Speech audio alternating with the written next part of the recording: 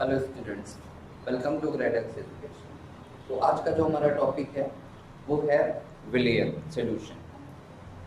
पिछले क्लास में हम प्रीवियसली पढ़ते चले आ रहे हैं कि विलियन क्या होते हैं। विलियन के में आपको कंसंट्रेशन मेजरमेंट करने के लिए डिफरेंट टाइप के यूनिट्स होती हैं, उन सारी यूनिट्स की बात चल रही थी। और हम जो है मोलरता और फॉर्मलता ये सारी चीज़ें डिस्कस कर चुके थे। आज का जो हमारा टॉपिक है वो बहुत ही इम्पोर्टेंट है और इस परिप्रेक्ष्य में इम्पोर्टेंट है, इस दृष्टि से इम्पोर्टेंट है कि आपको जो क्वेश्चन अब मिलेगा वो मैक्सिमम मोलरता और नॉर्मलता इन तीनों पे ही बेस मिलेगा। तो मोलरता हम पढ़ चुके हैं, अब हम पढ़ते हैं मोलरता। ठीक है, तो जो हमारा अगला टॉपिक है वो है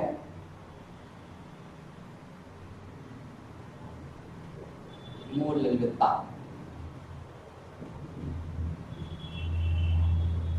ठीक, तो मोलरता है क्या कि विलायक के 1000 ग्राम, पहले आप डिफिनेशन किया क्या कहता है कि विलायक के 1000 ग्राम, विलायक के 1000 ग्राम, विलायक के 1000 ग्राम में घुलित विलेय में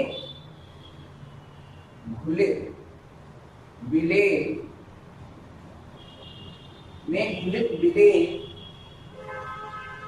के मोलों की संख्या को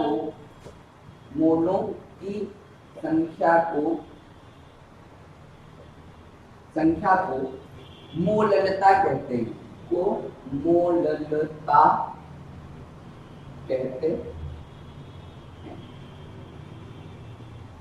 क्या मतलब?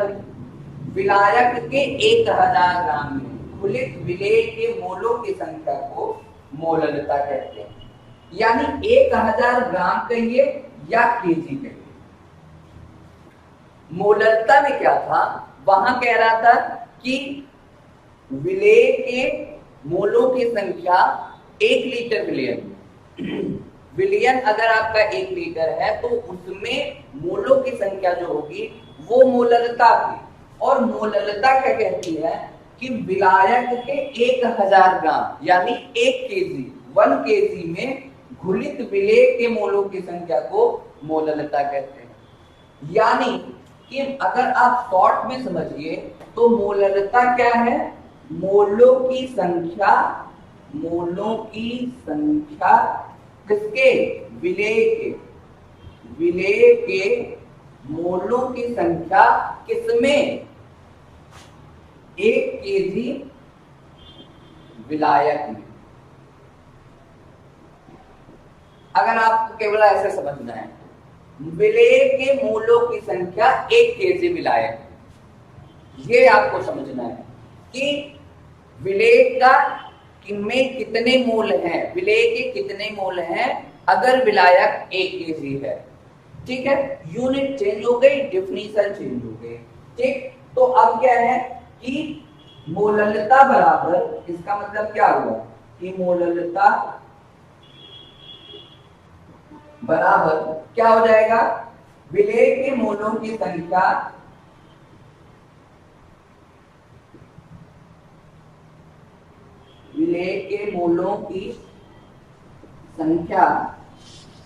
बटे विलेय के मोलों की संख्या बटे विलायक का द्रव्यमान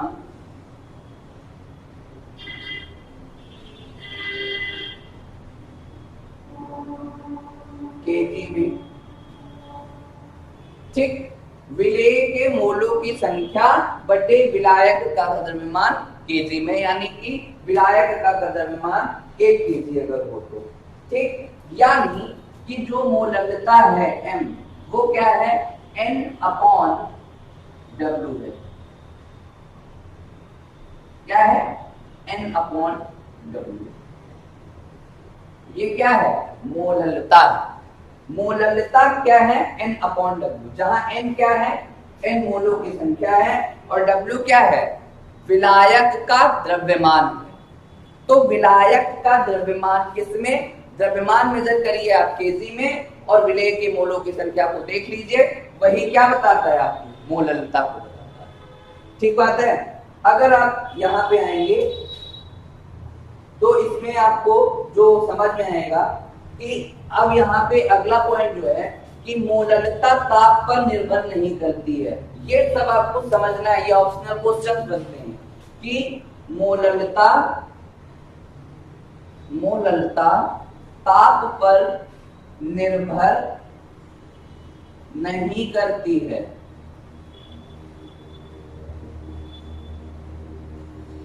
मोललता ताप पर निर्भर नहीं करती है। ठीक बात है कि मोललता ताप पर निर्भर नहीं करती है। और इसका रीजन क्या है, क्योंकि द्रव्यमान जो है वो ताप इंडिपेंडेंट होता है, ताप पे डिपेंडेंट नहीं होता है। तो जब द्रव्यमान ताप पे डिपेंड नहीं है, मोलों की संख्या ताप पे डिपेंड नहीं है, तो पूरी की पूरी चीज ताप पे डिपेंड नहीं करेगी। फिर से समझिए, मोललता मतलब है विलेय के मोलों की संख्या किसमें, 1 केजी विलायक, 1 केजी विलायक में विलेय के जितने मोलों की संख्या उपस्थित होगी वो उसकी क्या होगी, मोललता होगी। मोललता मतलब विलेय के मोलों की संख्या 1 केजी विलायक। मोललता ताप पर निर्भर नहीं करती है, जबकि मोललता जो इसके पहले हमने पढ़ा था वो ताप पे निर्भर कर रही थी, ये ताप पर निर्भर नहीं करती। ठीक बात है। अगला जो पॉइंट आता है वो है नॉर्मलता। मोस्ट इंपॉर्टेंट टॉपिक है नॉर्मलता।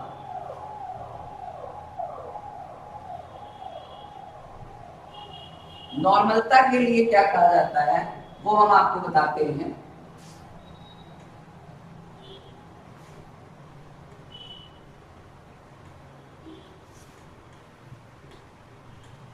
तो अगला जो हमारा टॉपिक है वो है नॉर्मलता।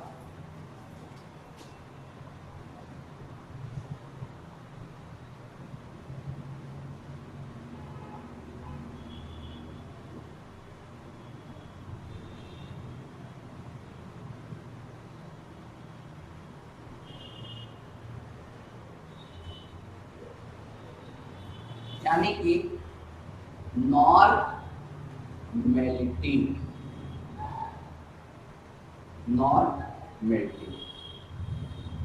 मोस्ट इंपॉर्टेंट टॉपिक है, आपको ये इसको समझना होगा। बहुत आसानी से समझते हैं कि किसी निश्चित ताप पर किसी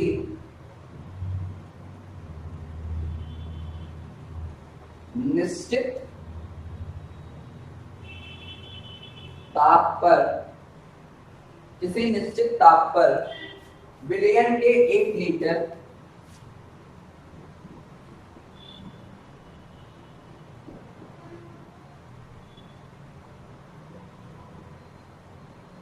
विलयन के 1 लीटर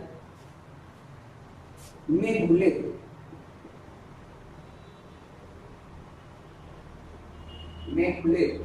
विलेय के ग्राम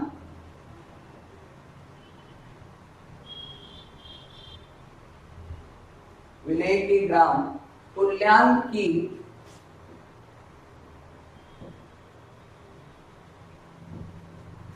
ग्राम तुल्यांकों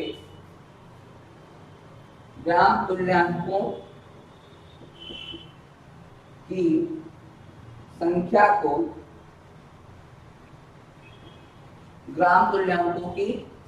को विलयन की नॉर्मलता कहा जाता है।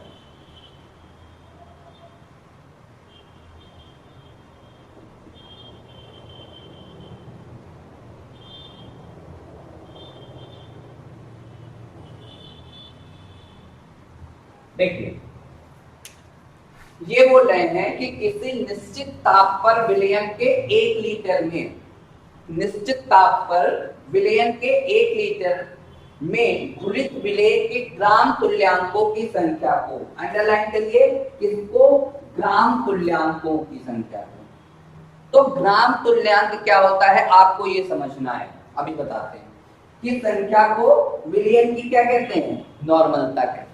यानी नॉर्मलिटी क्या है, अगर आपके पास कोई सोल्यूशन है, कोई विलयन है, वो इस एक निश्चित ताप पर होगा, उस निश्चित ताप पर उसके 1 लीटर में विलेय के ग्राम तुल्यांकों की जो संख्या होगी वो क्या होगी, विलयन की नॉर्मलता। अब बात को समझिए, बात क्या कहती है कि नॉर्मलता बराबर,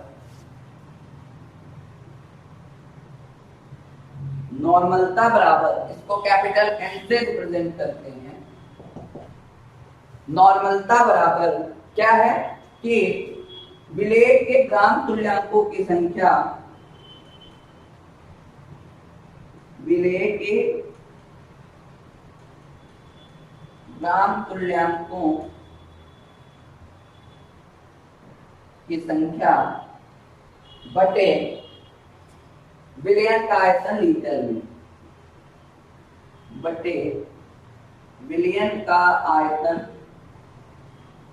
लीटर में। विलेय के ग्राम तुल्यांकों की संख्या बटे विलयन का आयतन लीटर में। ठीक बात है ना।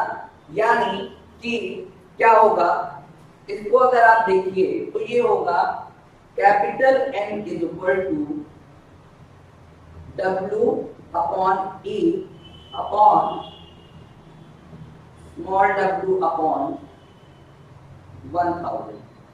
ठीक है, W upon E, small w की जगह आप कोई दूसरा ले लीजिए, V ले लीजिए, V अपॉन 1000, और ये निकल कर के आएगा कि W इज इक्वल टू, यानी small w is equal to क्या हो जाएगा, NeV अपॉन 1000। ग्राम तुल्यांकों की संख्या, ग्राम तुल्यांकों की संख्या को क्या कहते हैं, अगर आपके पास कोई विलयन है, उस विलयन में एक निश्चित ताप पर विलयन के 1 लीटर में विलेय के ग्राम तुल्यांकों की संख्या, मतलब कितने ग्राम तुल्यांक, यानी कि उसका वेट जो है वो तुल्यांक की बात से कंपेयर करके लिख दिया जाता है और ग्राम तुल्यांक हो जाता है। ग्राम तुल्यांकों की संख्या को विलयन की नॉर्मलता कहते हैं। यानी नॉर्मलता बराबर विलेय के ग्राम तुल्यांकों की संख्या बटे विलयन का आयतन लीटर में। ठीक है, तो W equal to NeV upon 1000 most important formula है।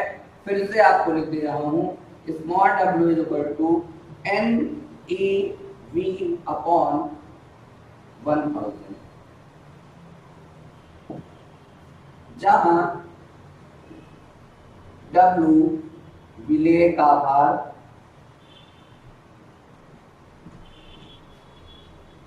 N नॉर्मलता, E तुल्यांकी भार,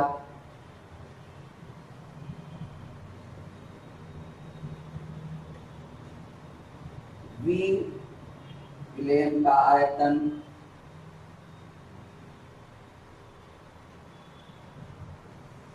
इतनी सारी चीजें। ठीक, तो आपको नॉर्मलता भी समझना होगा। यानी निर्बल, अब अगला पॉइंट जो आएगा, अगला पॉइंट इधर करते हैं कि अगला पॉइंट ये कहता है कि नॉर्मलता जो है वो क्या करता है, ताप पर निर्भर करता है। नॉर्मलता ताप पर निर्भर करता है। किसी विलयन की नॉर्मलता क्या होती है, नॉर्मलता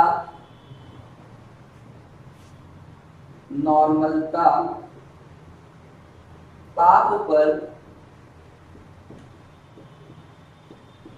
निर्भर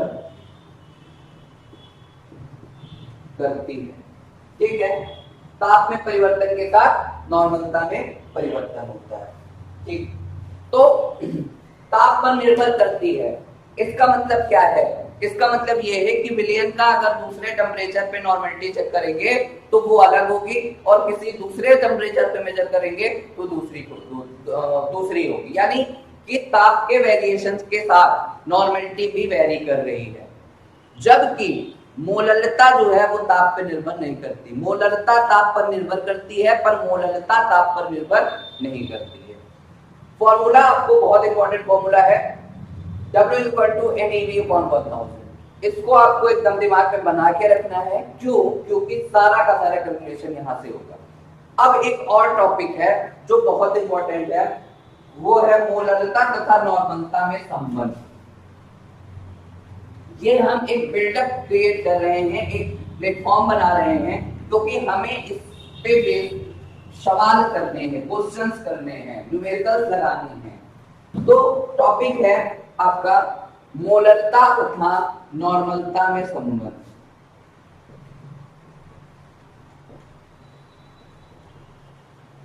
मोलरता तथा नॉर्मलता में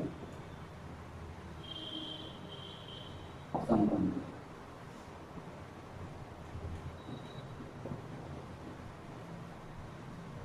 मोलरता तथा नॉर्मलता में संबंध निकालने के लिए आपको ये पता होना चाहिए कि मोलरता क्या होती है और नॉर्मलता क्या होती है।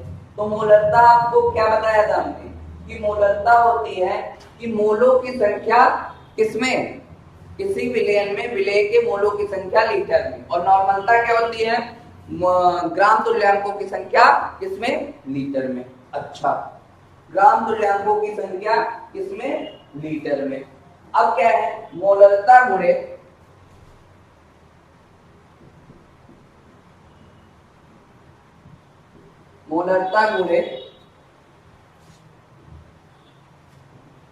विलय का अणुभार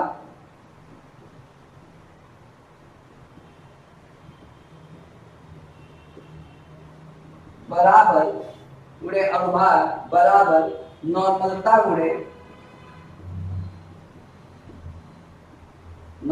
गुणे विलय का तुल्यांक भार।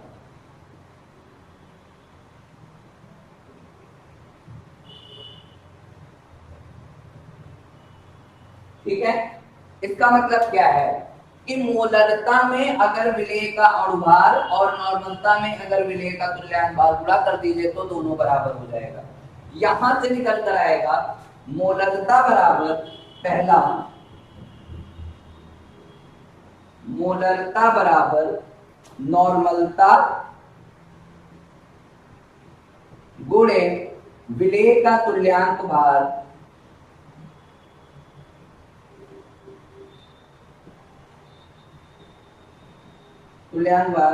बटे क्या, मोलरता, और सॉरी विलय का अनुभाग।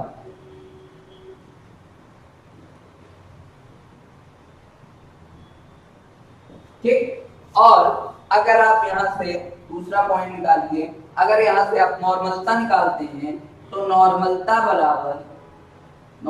बराबर क्या हो जाएगा बेटा, मोलरता गुणे विलय का अणुभार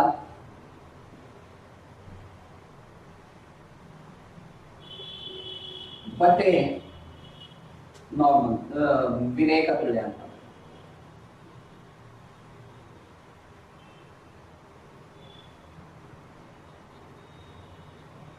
विलय का तुल्यांक समझने की बात है। मोलरता और नॉर्मलता का संबंध है। मोलरता में अगर अणुभार से गुणा कर दीजिए और नॉर्मलता में अगर तुल्यांक भार से गुणा कर दीजिए तो दोनों बराबर हो जाते हैं। तो जब दोनों बराबर हो जाते हैं तो उसके बेसिस पर हम दोनों को अलग अलग कैलकुलेट कर सकते हैं। तो ये है मोलरता तथा नॉर्मलता में संबंध। अब एक टॉपिक बचता है, वो है मोल प्रभार। अगला टॉपिक है मोल प्रभार यानी मोल फ्रैक्शन। मोल प्रभार यानी मोल फ्रैक्शन।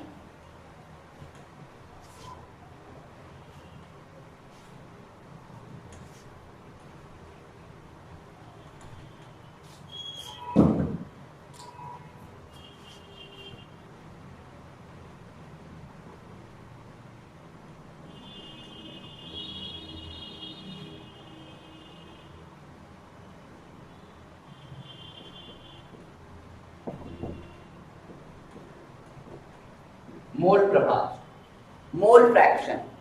इसका मतलब क्या है?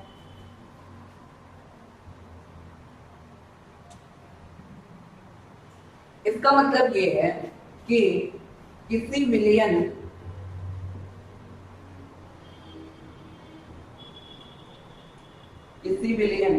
में उपस्थित विभिन्न घटकों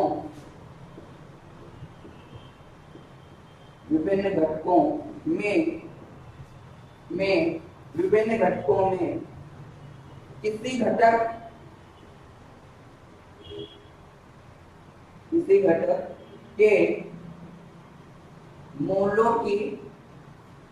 घटक के मोलों की संख्या तथा विलयन में उपस्थित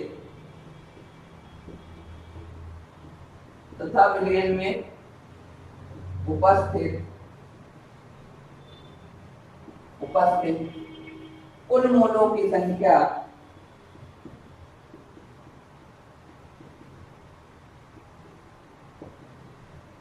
के अनुपात को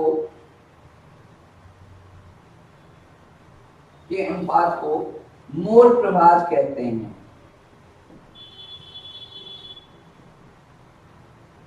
मोल प्रभाज कहते हैं। इसका मतलब क्या हुआ? इसका मतलब ये हुआ कि अगर मान लीजिए आपके पास एक विलयन है और इस विलयन में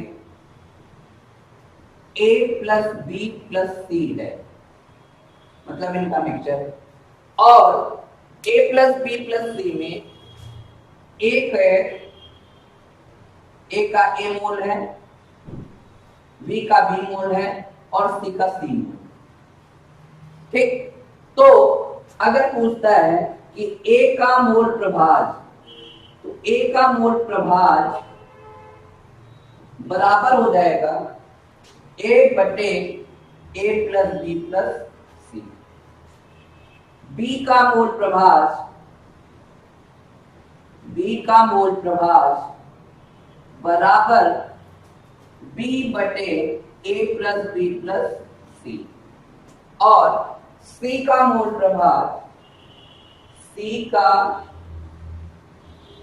प्रभाज बराबर C upon A plus B plus C। तो बात क्या है कि विलयन में उपस्थित कुल मोलों की संख्या यानी सभी घटकों के मोलों की संख्या और किसी एक घटक के मोलों की संख्या के अनुपात को क्या कहते हैं? उस घटक का मोल प्रभाज कहते हैं, मोल फ्रैक्शन कहते हैं। तो इस तरीके से जो डिफिनीशन वाले पार्ट थे वो सारे कंप्लीट होते हैं और इस पे बेस्ड क्वेश्चन करने हैं। तो क्वेश्चन करने के लिए आपको क्या करना होगा कि फॉर्मूले को समझ करके उस पे जो भी डेटा आपको दिया हुआ है उस डेटा को रखिए और क्वेश्चन निकाल लीजिए। क्वेश्चन में आंसर आपको पता चल जाएगा। ठीक है, तो आप प्रैक्टिस करते रहिए।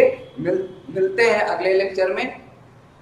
इस जितने भी हमने कंसंट्रेशन के फॉर्मूले बताए हैं निकालने के, जितने भी यूनिट बताए हैं उन पे बेस क्वेश्चन को सॉल्व करने के लिए। ठीक है, तो मिलते हैं नेक्स्ट लेक्चर में। Thank you very much.